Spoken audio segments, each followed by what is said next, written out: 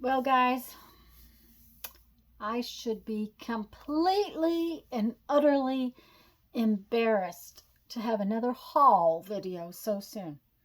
I really am a little ashamed, but I have to do one because I had a visit the other day, and my sweet friend Helen um, came to visit me, and she brought me presents.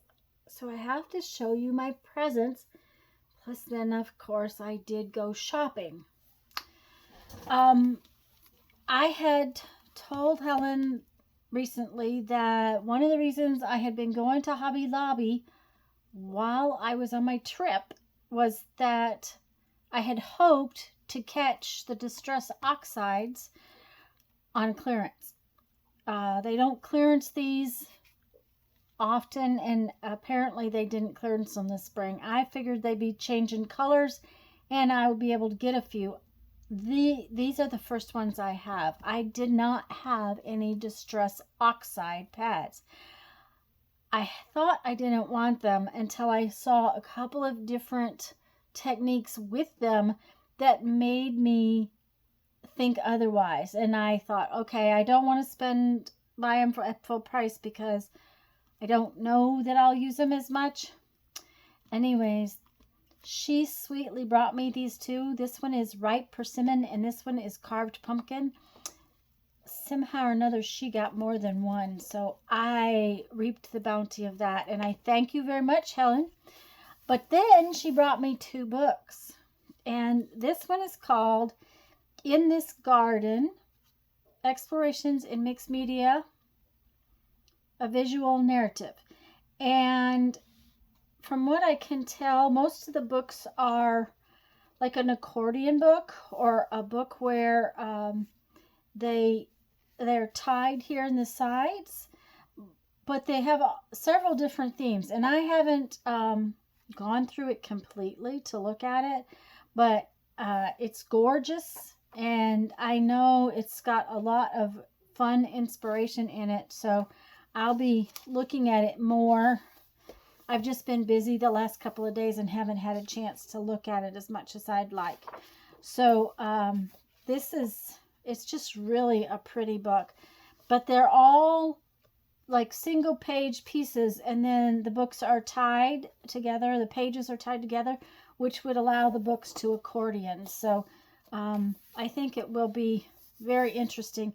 They're also, a lot of the pages are very three-dimensional.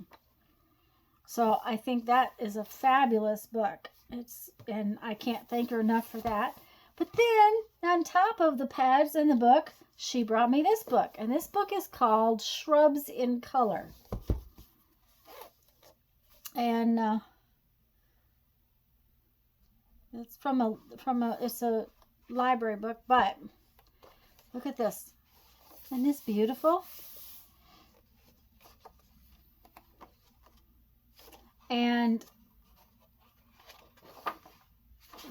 they're pretty much, the color ones are pretty much on only one side. There are some drawings on the back side, but for the most part, if you've got the shrubs, the colored ones.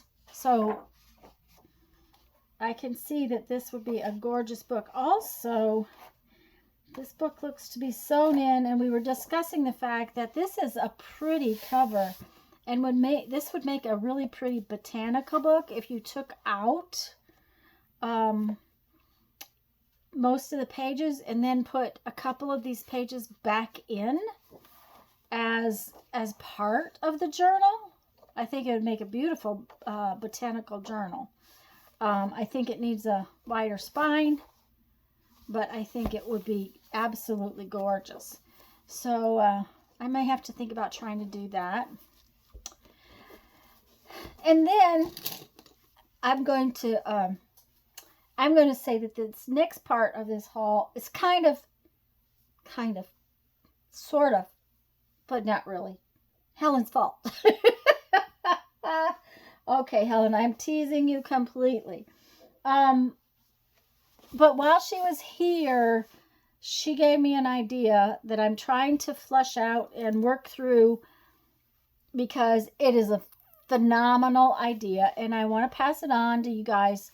And she was more than willing to let me share her idea with you. But to do videos for it, I had to think it through, and I also needed something for the project. So I went to the thrift store, and while I was in the thrift store, Mom needed more yarn, and the blue tags were half off. So I got her a skein of very bright orange yarn, but it'll make a pretty hat. It's nice and soft. That's what I really wanted. Then I found this stencil, and I thought it was a really pretty stencil. Plus, it made me think of the die cuts that Jamie sent me. I think these parts of the stencil, if it was stenciled and then the die cuts were laid over the top, I think that would be very pretty, because I think that they have the same feel to them, very kind of thin and tall. So I got that.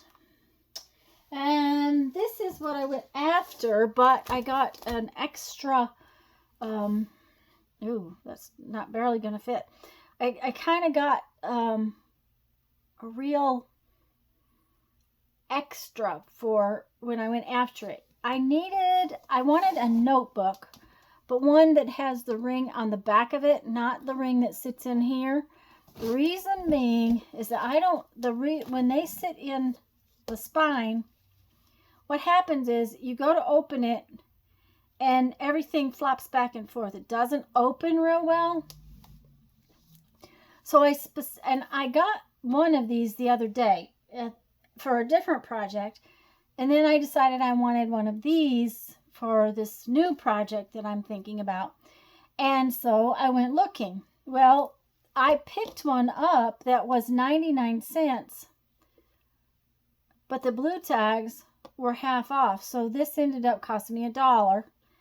The thing of it is that inside I got the mother lode of amazing pages for putting my magazine images in. Which I have lots of little notebooks for other things that will work perfectly for this. But these pages are from the top, and so images can be put in them like that. And they're different sizes.